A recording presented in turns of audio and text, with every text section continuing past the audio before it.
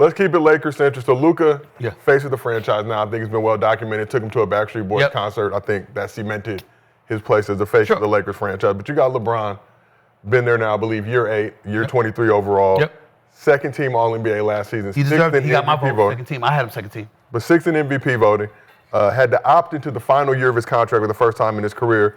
So during Luka's extension press conference, Rob Pelinka had this to say about LeBron's future with the team. Pelinka said, if he had a chance to retire a Laker, that would be great. So personal feelings and opinions aside, but should LeBron feel disrespected by how the Lakers are treating him at this point? No, I don't think so. They got new blood. A cat that's going to be the face of their franchise for the next decade, where he's contemplating walking away from the game in the next year or two. Last time I checked, that's business. Secondly, it's pretty hard to be insulted when you're being paid $52 million for 1 year's work. So you need to get over that. Number 3, no, don't get me wrong. He deserves more. He deserves more. If it was allowed, if he could get more, with the CBA and all of that stuff, he should get more. Because what he means to the NBA from a box office perspective is undeniable. So I'm not throwing any shade in that regard. I'm just simply saying you still get $52 million. Number 3, let's call it what it is. You won a championship in the bubble.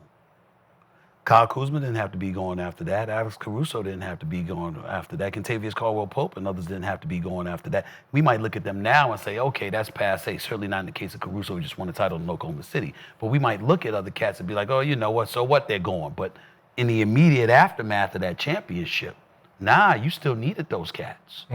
You wanted your boy Russell Westbrook. What did the Lakers do? They gave you your boy. You understand? You wanted coaches gone. What did they do? They got rid of them. You wanted coaches to arrive. What did they do? They acquiesced. They abided by your wishes. I'm not saying he was wrong to have those wishes. You're the face of a franchise. You the star. You damn right you should have some say. No question about it. So there's nothing wrong with that. But the point is they obliged. And so at some point in time, it's somebody else's turn. And now it's Luka's turn.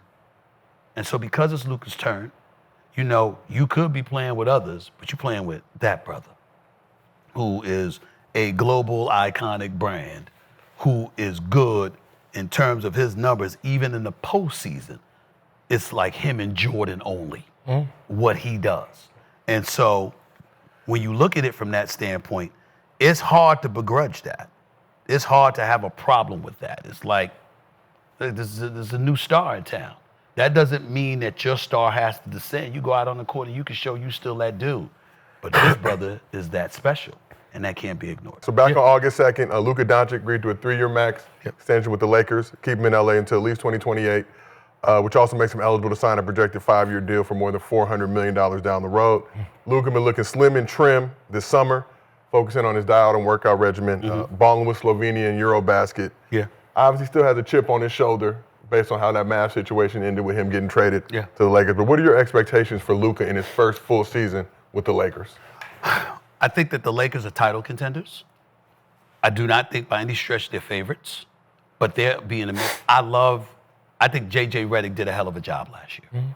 And I think he's a damn good coach. His attention to detail, his willingness to get in their ass, hold cats accountable. I'm a Darvin Ham fan. I didn't think that Darvin Ham deserved to lose his job with the Los Angeles Lakers. He did get him to the conference finals. And then when they got bounced in the first round, both losses were against Denver. And there's no shame in that with Nikola Jokic. So we understand that. But that doesn't negate the fact that J.J. Redick has proven to be a great hire. That brother can coach, we got a good relationship because he worked at ESPN with me and the whole bit, and I was rooting for him to get the job once it was open, and I'm happy he got it. Having said that, I don't think they have the personnel to upend Oklahoma City, a healthy Dallas squad. Kevin Durant's in Houston now. I know. Let me tell y'all something. Listen, it's KD, y'all. We can act like we don't know, but we better recognize it's brother the truth. So if you got him with Amen Thompson, who I love, all right? Shagun's still there? Van Vliet's still there? Yo, y'all, they could do some things. I can't see the Lakers beating those teams.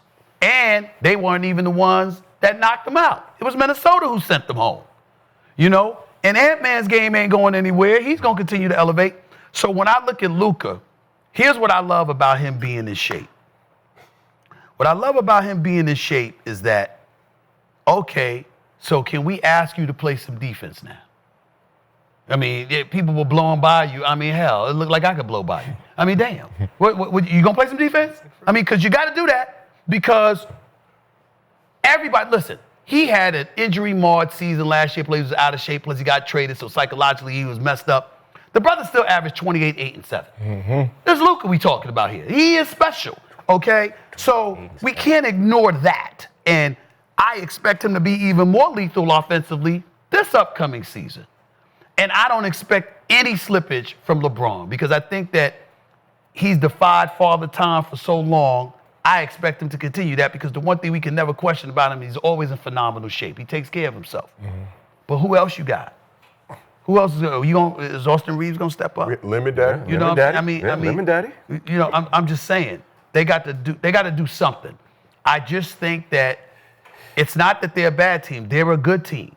I think their depth is a question mark. I think they need another legitimate scorer. Mm-hmm. And I think that there's about at least 4 teams in the West better than them. Yeah, I can agree with you right now because the season is not here. Mm-hmm. But as soon as day one starts, we're number 1. Skinny Luka. Yeah, you know what I mean? A delusion hits. Like the delusion is right now I'm normal. It's like, yeah, you know. It's not delusion, it's very rational. No, once the season starts, it's all straight delusion because it's all 0-0. You cannot be knocked because, listen, in AA, the first thing they say is an acknowledgement. You know, admit what you are. You already admitted that you're delusional. So it's okay. It's okay. It's like I can't, like anything that you say about the Lakers. Look, y'all, the brother did say he's delusional. So let's just get over it. When it comes to the Lakers, he's not all there. We got it. Okay. Ain't no problem. Ain't nobody gonna hold that. He's a fanatic. It's all right. I don't blame him. And this is the thing that kills me. I got a Laker closet. I never root against the Lakers because where do I want to be in June? For years, I have never apologized that my interest is in my social life. Where do I want to be in May and June? LA. I don't want to be in Utah. Mm-hmm. Right. You know what I'm saying? I want to be in LA. Mm-hmm. What's my dream matchup? What had me depressed? You know, we had a pandemic comes like damn near once every century. Mm-hmm. And when did it come this time? The Lakers and Miami in the finals in the damn bubble. Do you have any idea that I waited my entire career to be able to cover an NBA finals where I'm going between LA and Miami? And did you understand the magnitude of that? I waited forever. And the one time it happened is when they in the damn bubble in Orlando. Yeah. So it's like, you know, when I'm sitting there with Riles and Miami and them and I'm going off and I'm like, look, man, I'm trying to inspire y'all. Mm-hmm. Could you do something? Because where do I want to be? Mm-hmm. I want to be in Miami and LA. Mm-hmm. I'm never look, you know it's bad when you don't mind the Clippers. You're like, hey, they in LA. Mm-hmm. Okay, at least they in LA. It ain't quite the same as the Lakers, but they in LA. Mm-hmm. So I ain't rooting against the Lakers. Safe to say Lakers final in LA, no solitaire, locked in. Why do I need the solitaire? Why do I'm saying? Because we were playing solitaire. What's wrong with solitaire? We were solitairing during the finals as well this year. All of us. All of us. My brother, so I respected solitaire it all the time. I respect it. They can kiss my ass. I'm going to pull out my phone and play it any damn time I want to. We was doing the same thing. Traveling on the road, covering all these games all year long, and I pull out my phone to play solitaire for 2 minutes. And wait, he's not focused on the game. Shut up. Don't you wish you were sitting here? We were not focused on the game. person who was recording wasn't focused either. He wasn't focused either. There we go. They're not watching me. Wrong move. That's right. Wrong move. And I'm about to make money off the solitaire too. Y'all will find out about that soon enough too. Watch me. We respect it. More entertaining than that finals in a lot of people's eyes. But let's keep it Lakers centric. So Luka.